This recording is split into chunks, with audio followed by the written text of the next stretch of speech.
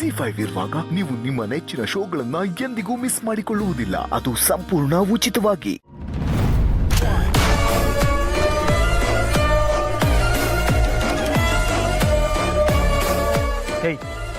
ನಿನಗೆ ಮಾಡಕ್ ಬೇರೆ ಕೆಲಸ ಇಲ್ವಾ? ಅರ್ಜೆಂಟಾಗಿ ದೇವಸ್ಥಾನಕ್ಕೆ ಬನ್ನಿ ಅಂತ ನಾನು ಕಾಯಿಸ್ಬಿಟ್ಟು ಕಣ್ಣ ಮುಚ್ಚಾರ ಆಟ ಆಡ್ತಿದ್ಯಾ? ತಾಕತ್ತಿದ್ದೆ ದಯವಿಟ್ಟು ಮುಂದೆ ಬಂದು ನಿಂತ್ಕೋ, ನಾನೇನು ಅಂತ ತೋರಿಸ್ತೀನಿ.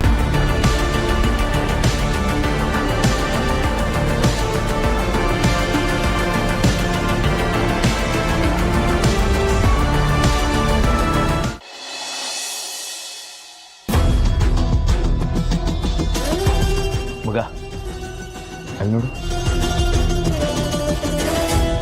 ಬರೋಣ. ಎಕ್ಸ್ಕ್ಯೂಸ್ ಮೀ,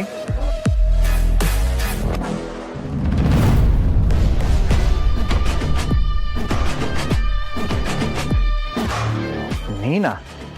ಹೌದು, ನಾನೇ. ಯಾಕೆ ಬರಬಾರ್ದಿತ್ತಾ?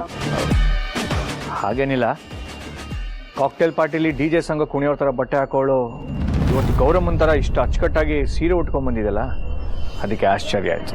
ಏನ್ ಮಾಡೋದು ನರಸಿಂಹ, ಪರಿಸ್ಥಿತಿಗೆ ತಕ್ಕಂತೆ ನಾವು ಬದಲಾಗ್ತಾನೆ ಇರಬೇಕು. ದೇವಸ್ಥಾನಕ್ಕೆ ಈ ತರ ಬಂದ್ರೆ ಮನ್ಸಿಗೆ ಖುಷಿ ಆಗುತ್ತೆ.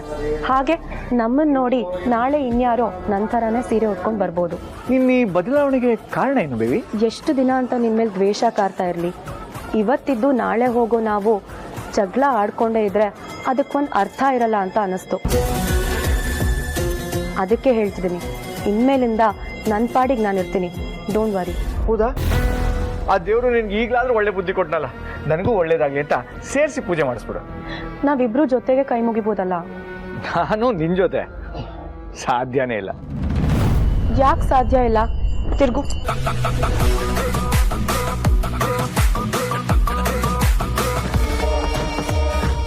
ಏನಿದ್ ನಿನ್ ಹೊಸ ನಾಟಕ? ನಾನು ನೋಡಿದ್ರೆ ಸಾಕು ಉರಿದು ಬೀಳ್ತಾ ಇದ್ದೆ, ಈಗ ಕೈ ಹಿಡಿದು ಪೂಜೆ ಮಾಡಿಸ್ತಾ ಇದೆಯಾ?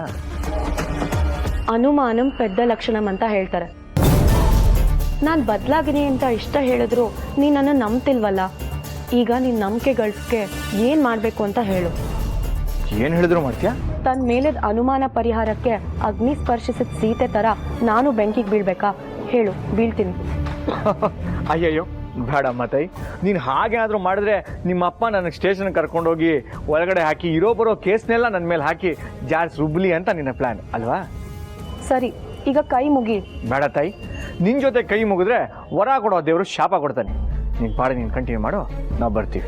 ಒಂದು ನಿಮಿಷ, ಇಷ್ಟು ಕೇಳ್ಕೊತಿದ್ದೀನಿ, ನೀನು ಇಲ್ಲಿವರೆಗೂ ಬಂದಿದ್ಯಾ? ಇಬ್ರು ಒಟ್ಟಿಗೆ ಒಂದು ಅರ್ಚನೆ ಮಾಡ್ಸೋಣ? ನೋ ಚಾನ್ಸ್, ನನಗೆ ಇಂಟ್ರೆಸ್ಟ್ ಇಲ್ಲ ಬೇಬಿ.